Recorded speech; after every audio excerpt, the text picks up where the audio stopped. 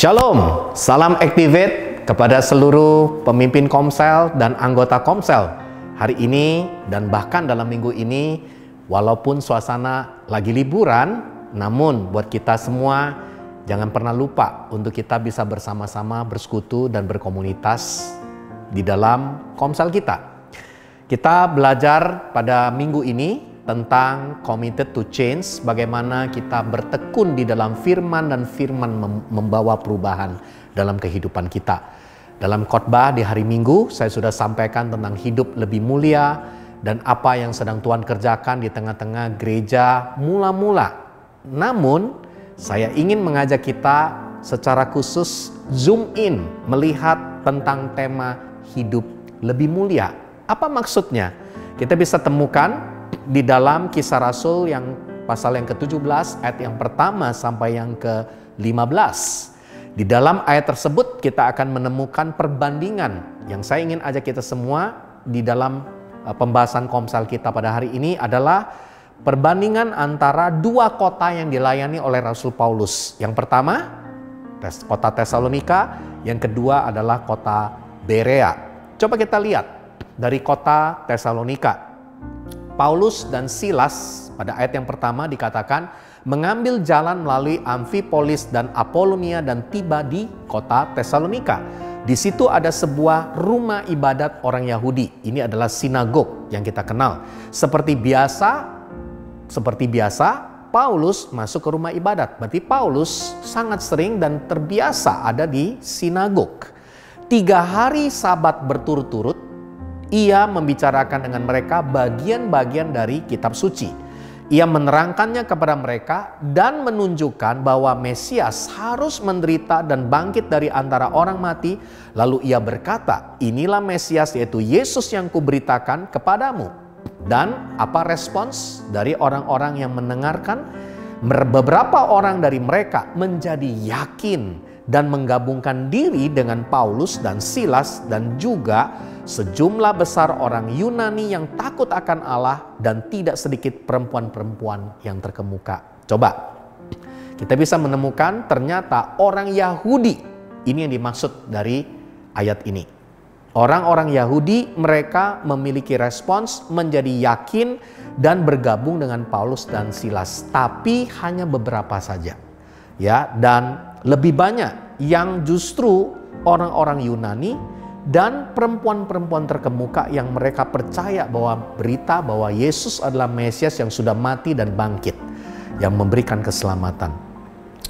Melalui kedatangan Paulus dan Silas di Tesalonika, kita bisa melihat mereka masuk ke rumah ibadat orang Yahudi dan berbicara tentang apa yang ada dalam kitab suci. Dan menarik sekali, di dalam konteks kota Tesalonika ini ternyata respon sesudahnya, karena hanya beberapa orang Yahudi yang menerima berita ini, namun sebagian besar ternyata orang-orang Yahudi di kota ini menolak ajaran tersebut.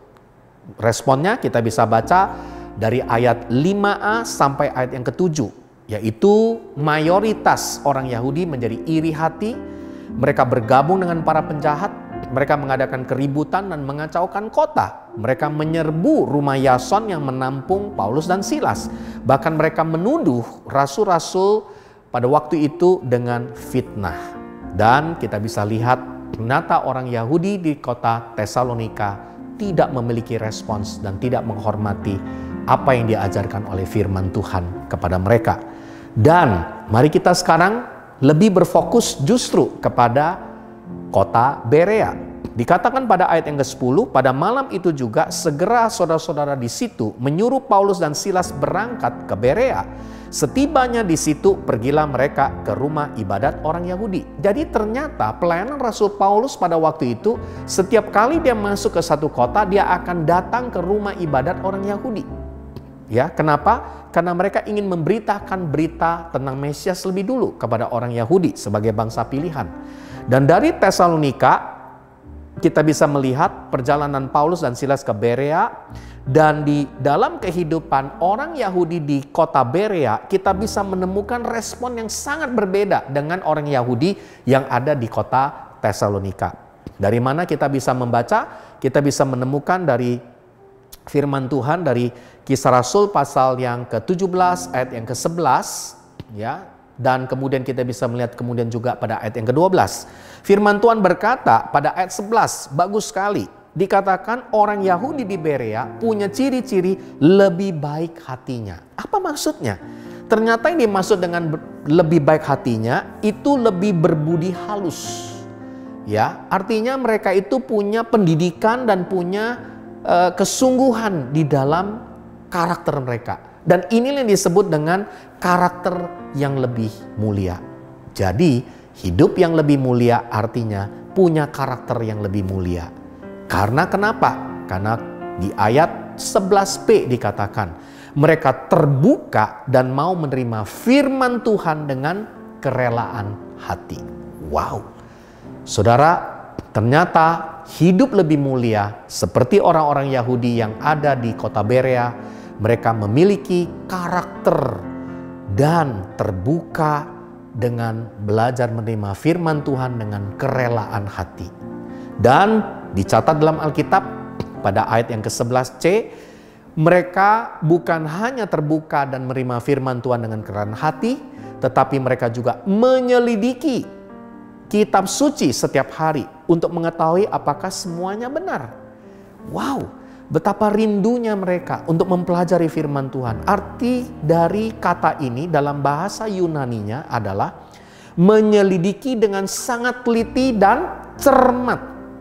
Dan dikatakan karena respons mereka, hati yang rela terbuka dan mereka mau belajar firman Tuhan, menyelidiki lebih dalam akan firman Tuhan. Yang terjadi adalah banyak di antara orang-orang Yahudi menjadi percaya. Itu dituliskan dalam Kisah Rasul 17 ayat yang ke-12. Jadi contoh dari jemaat di kota Berea memberikan sebuah gambaran bahwa mereka memiliki respon yang luar biasa. Dan mereka punya hati mau sungguh-sungguh merenungkan firman Tuhan dan mengenal Tuhan lebih dalam lagi. Saya mau ajak seluruh komsel kita pada minggu ini, coba kita perhatikan. Apakah kita memiliki hati seperti jemaat di Berea, orang-orang Yahudi yang di Berea, yang sangat rindu akan firman Tuhan, menyelidiki firman Tuhan?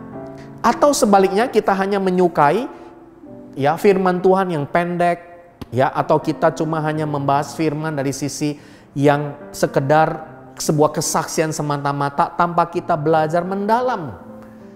Apakah kita tidak mau mendengar teguran firman waktu kita menyelidiki di dalamnya? Atau mungkin kita malas bahkan membaca firman Tuhan di rumah atau saat teduh? Dan apakah kita juga tidak mau berkorban waktu, tenaga, uang untuk belajar firman Tuhan? Atau mungkin kita hanya mengerti tapi kita tidak mau mentaati? Atau bahkan kita menolak kebenaran firman Tuhan? Mungkin, saya ingat kita mungkin sudah bosan, kita merasa bahwa nggak ada manfaatnya kita menyelidiki firman Tuhan. Saudara, apa yang kita dapatkan, poin-poin yang saya sampaikan tadi, itu refleksi sebenarnya tentang orang Yahudi yang di Tesalonika. Yang malas, yang bosan, yang jenuh, yang tidak mau bersungguh-sungguh hati untuk merenungkan firman. Namun saya berdoa, coba hari ini kita mau bersama-sama sesudah kita melihat perbedaan, karena ada orang Yahudi di kota Berea yang memiliki hidup lebih mulia, hatinya terbuka, rela menerima dan menyelidiki firman Tuhan setiap hari.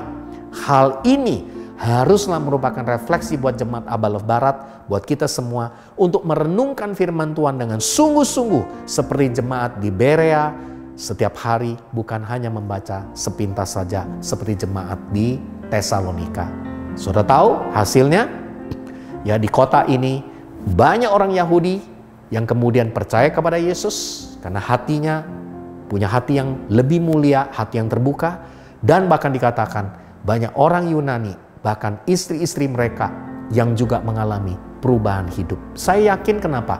Karena mereka melihat lebih dulu orang Yahudi yang berubah, sehingga orang-orang Yunani tersebut bisa melihat karya Tuhan dalam hidup mereka.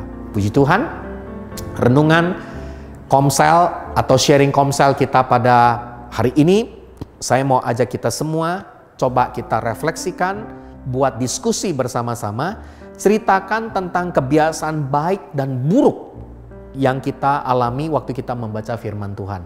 Coba kita sharingkan. Apakah hati kita rindu atau mungkin hati kita malah juga nggak siap, ya, malah kita bertolak belakang sama sekali. Dan ambil keputusan bersama-sama di Komsel hari ini, tindakan yang mau diambil untuk memiliki hidup lebih mulia. Gimana caranya kita mau punya hati terbuka, yang rela, yang mau menyelidiki firman Tuhan? Ada banyak hal yang kita bisa belajar. Saya berdoa kita jangan hanya membaca firman Tuhan secara sepintas. Ayo gali firman Tuhan lebih dalam. Baca ya buku-buku rohani yang memperdalam topik tersebut. Kalau yang sudah lebih mengerti, ya belajar komentari. Ya komentari itu seperti penafsiran terhadap ayat tersebut. Kita bukan berfokus dengan memperbanyak pengetahuan, tapi kita berfokus supaya hati kita selalu berubah. Kenapa? Karena waktu kita merenungkan, menyelidiki firman Tuhan, maka kita pasti akan bisa melakukan firman Tuhan. Mari kita sharingkan topik ini dan ambil waktu. Nyatakan dan keluarkan pandangan saudara, berikan pendapat, dan saya yakin kita semua akan sangat diberkati karena kita rindu memiliki hidup lebih mulia.